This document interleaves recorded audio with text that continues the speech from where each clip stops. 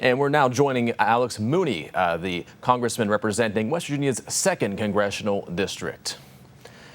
Mr. Mooney, thank you for joining us here today. Hope you're having a great day. I want to talk to you about a few topics today, one particularly being the potential of a government shutdown. It's a topic I feel like we talk about from time to time. As a congressman, what are you doing right now to try to ensure that this doesn't happen?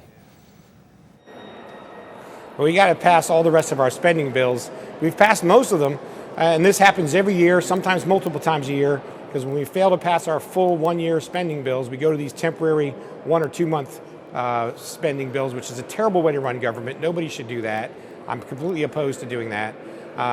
Look, we've passed most of them out of House. The Senate has taken no action whatsoever. And this is the same old thing over and over.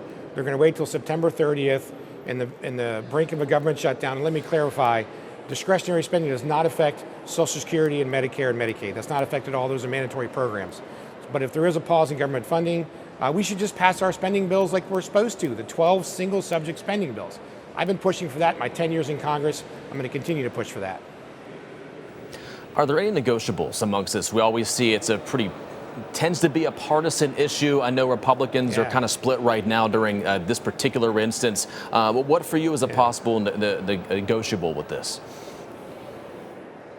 Well, there's a lot of things we negotiate. How much money's in roads and bridges versus mass transit. But when it comes to big things like the military, actually both parties agree. Those bills passed with 95% of the vote of both political parties. And we still haven't even passed that one. So we should at least pass the things we agree upon rather than going to this one big $1 trillion spending bill that puts everything in one big bill. It's a terrible way to run your government. We surrender the power of the purse that exists here in the Congress.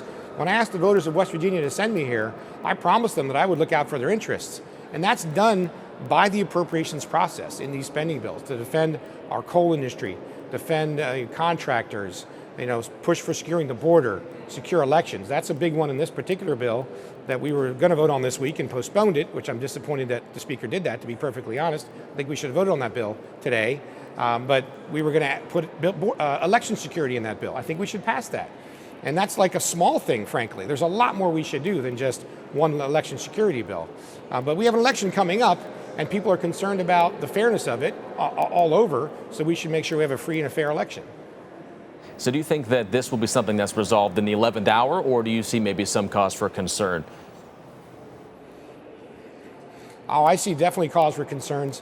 But traditionally it is solved in the 11th hour, but that's a terrible way to do it because essentially all the topics that we're debating are surrendered, and we just give $1 trillion to President Biden and Kamala Harris as vice president to spend however they see fit.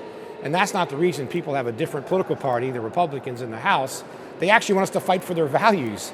And when we give up on our spending bills, we don't actually do that. We surrender everything to the president to do whatever he wants. And that's no way to run your government. Changing topics now, I do want to get your reaction to the presidential debate from earlier this week. How do you think that Donald Trump represented the Republican Party? Oh, I think he did quite well. Excellent. I mean, he made his points about the failures. I frankly like how he called out Kamala Harris for essentially supporting Marxism.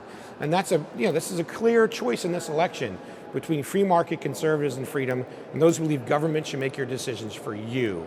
I think Ms. Harris, Vice President Harris, was all over the place, conflicting on her issues.